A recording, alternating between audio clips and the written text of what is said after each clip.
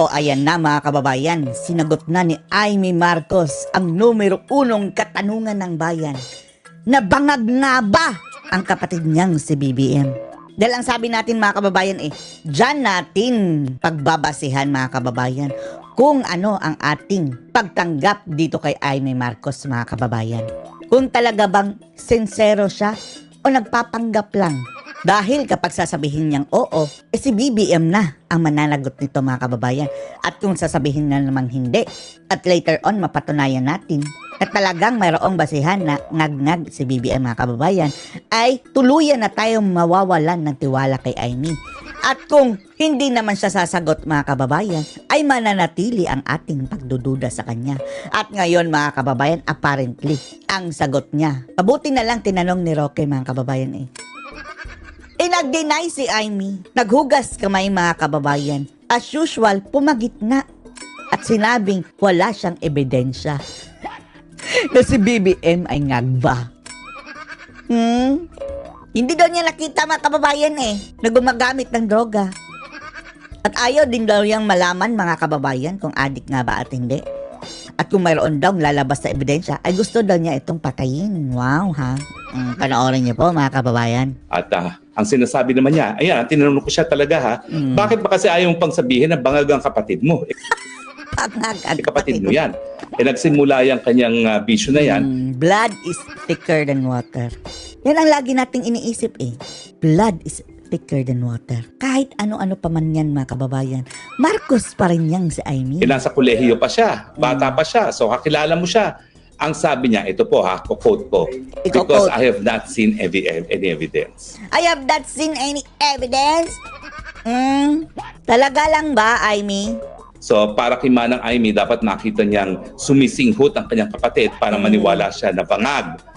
Pero ang sinasabi niya, meanwhile, habang di pa niya nakikita ang ebidensya at yan nga yung pagsisinghot, ayaw niyang maniwala na ayaw daw maniwala na bangag si BBM mga kababayan. Bangag yung kapatid niya. Pero sa akin naman, there is such a thing as... so malinaw na mga kababayan ha. Parang ang sagot ni Amy, hindi ko alam. Hindi niya sinagot na oo. Hindi niya sinagot na hindi. Parang nga sa kanya, ayaw niyang maniwala. Wala pa daw siyang ebidensya. Ang sagot niya, hindi ko alam. So, kung dyan mga kababayan, ang ating basihan, ang aming sagot din sa iyo, Amy, kung dapat ka bang pagkakatiwalaan, ay hindi namin alam. In short, duda kami sa iyo. Yan sa ginagawa mong pagkampi-kampi sa mga Duterte hanggang ngayon. Katulad ng sagot mo, na hindi mo alam, wala kang ebidensya, kung bangag nga ba si BBM o hindi. Wala daw siyang ebidensya mga kababayan Hindi daw niya alam at ayaw din daw niyang malaman. Ayaw mong malaman, buhay ng 100 million plus Pilipino ang nakasalalay dyan Bakit hindi mo alamin, Amy? At besides, ayaw daw niyang maniwala mga kababayan na bangag si BBM. Si PRRD na mismo ang nagsabi, may presidente tayong bangag.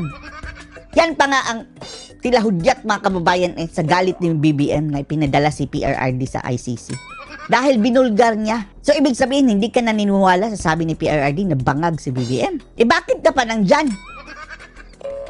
Anong purpose no dyan? Plastikan? General reputation, no? At siguro naman na napakaliit ang mundong linilibutan nila, ginagalawan nila. Ilan lang naman ang mamayaman na makapangyarihan sa Pilipinas. Sila rin yan.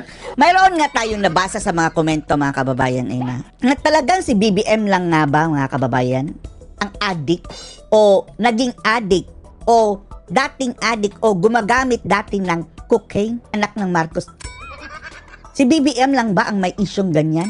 Yan ang nababasa natin mga kababayan doon sa mga komento.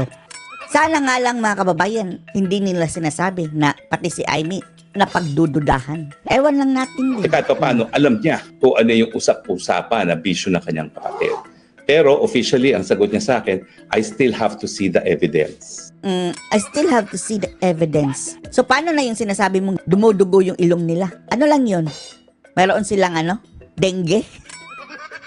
Nagka-dengue ba? Yan niya.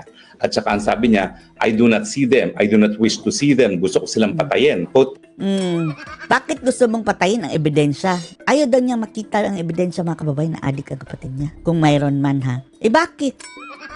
Blood is thicker than water, mga kababayan. Kaya, base dito sa sagot ni Amy, mga kababayan, ang duda sa ating mga isip nananatili. Kaya hindi ka namin lubusang mapagkakatiwalaan, Amy. Dahil, eto na nga, base sa sagot mo. po yan ha. Gusto ko silang patayin. At in fairness, dun sa mga Sunday lunches na Baka hindi. Baka, Roque, ikaw ang kanyang read between the lines noon, ha? Bakit mo ako tinitinong ng ganyan? Gusto ko... Grabe talaga, yan talaga ang words ni Amy. Gusto ko silang patayin. Yung mga ebidensya daw, wow. Bakit ayaw mong malaman ng mga tao in case mayroon, Amy? post ng Marcos Jr. at ng kanyang may bahay, talaga namang ang napupunta ron, mga anak ni Manang Amy, hindi siya. So I believe her naman na matagal na niyang ayaw makipagkita doon sa kanyang kapatid. Eto, mga kababayan, no, eto. Ang ginagawa nito si Amy, mga kababayan, ay pinagtatanggol niya at sinesave niya ang kanyang kapatid na si BBM sa kanyang pananagutan in the future. Tandaan niyo, mga kababayan, dahil sa kaibigan nitong si Amy, kahit hindi pa siya tumakbog na mas mataas na pwesto. Dahil nakuha na niya ang loob ni VP Sara at mga Duterte at mga kampi. Later on, kapag maupo ng presidente si VP Sara Duterte, yan ang makikiusap kay BP Inday, mga kababayan. Huwag na nating ikulong itong si BBM dahil kawawa naman. Yan ang makikiusap, mga kababayan.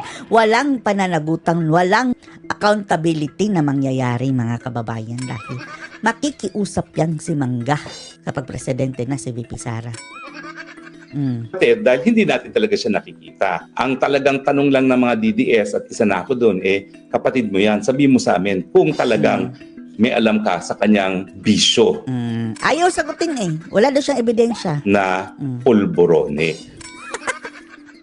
So alam nyo na, mga kababayan, ha, dahil hindi niya sinagot, mananatili din ang ating duda sa kanya. Anyway, isa lang po yan sa mga juicy behind the scenes, no? Juicy! Now, meron ding mga behind the scenes na nangyari nung ako'y nagtatalumpati. Meron kasi dong isang volunteer na kakilala ko naman. Sino? At akala ko close ako sa kanya. Sino? Konti lang naman ang doon nila, mga kababayan, mga nagbablog at ka-close si Roque.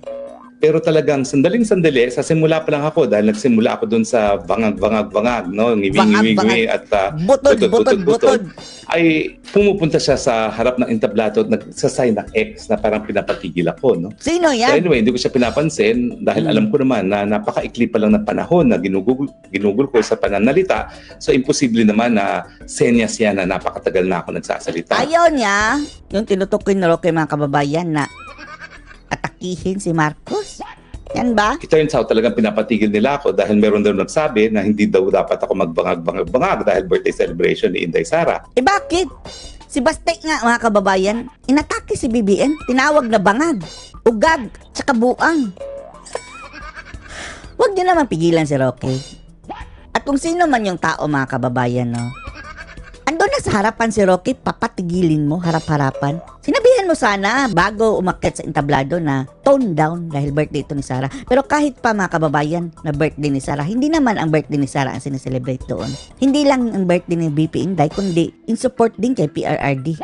At yung dissent, mga kababayan, disgusto ng tao kay BBM na siyang nagpadala kay PRRD dyan sa lahig. At malidong yung harap-harapan mong papatigilin, nagsasalita na dyan sa harapan, hayaan mo na lang. Well, nung ako nagsasalita, hindi ko naisip yun kasi hindi ko naman talaga inisip na walang babanat sa mga Marcoses sa pagkakataon na yun, birthday or not ni Inday Sara. And true enough, si Robin, si Vice Mayor Baste at saka si Inday Sara mismo ay bumanat. Bumanat! Marcos Jr., no? Ang talagang mensahe ni Inday Sara kay Marcos Jr. is we do not deserve the government that is being run by Mr. Marcos, no? So di ba banat din naman 'yon. So hindi ko alam talaga kung meron lang talagang sa kampo ng mga Marcos na gumamit ng tao na nagpapigil sa akin magsalita or talaga lang sabi nila staff daw mismo ni VP Sara ang nagsabi na huwag magbangag-bangag.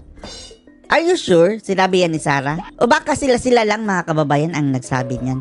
Kahit na, hindi niyo mapipigilan si Roque. Kung yan ang gusto niyang sabihin, mga kababayan. doon sa okasyon ng kanyang birthday. Pero ako hindi ako naniniwala doon dahil kakilala naman ako ni Inday Sara mismo. Kaya nga ako nandito sa Dahig, humihingin asylum dahil walang tigil ang aking pananalita.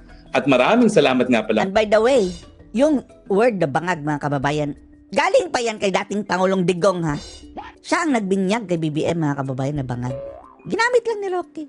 Kay BP Sara, no? Doon sa Siguro mayroon lang miscommunication at masyadong siguro, anong tawag doon sa formal lang siguro masyado yung OFW na nanita kay Roque. napakaganda niyang sinabi na naniniwala siya yung pagigipit sa akin ay dahil nga sa pagiging malakas na supporter kay Tatay Digong at sa kanya, no? At kaya hindi ako naniniwala na si VP Sara mismo isa-censor ako. Kasi naintindihan niya na talaga nagkaaloko-loko na yung buhay ko, yung aking pamilya, na wala nang lahat sa akin, wala nang lahat importansya sa akin dahil nga ayaw kong bumitiw sa aking suporta sa kanyang ama at sa kanya. So bakit naman si Inday Sara pa magpapasensor sa akin? Siguro miscommunication lang, ganyan. Huwag na kayo mag-away, Roque. At doon naman siguro sa OFW na nanita kay Roque, mga kababayan. Kung talagang hindi ka tao ni Marcos, pinadala dyan. Gaya ng spekulasyon ni Roque. Mag-sorry ka na lang. Mag-sorry ka na lang. Nagustuhan natin si Roque dahil sa kanyang bunganga, mga kababayan, pagiging prangka. Huwag niyong isensor yung tao. So sa akin, may mas malawakan, mas malalim pang kwento dyan. Siyempre, may mga ibang teorya dyan na baka mayroong secret supporter talaga mga Marcos doon sa organizers na talagang pinipigil ako dahil alam nila na napapalasing itong si Liz Satanas kapag ay napapanood na nagbabangag at saka lalo na yung butod-butod, no? Ako naman, ba't ko naman ititigil yan? Kinasuhan na nila ako na walang saysay na non-bailable, sinira na nila ang pamilya ko, sinira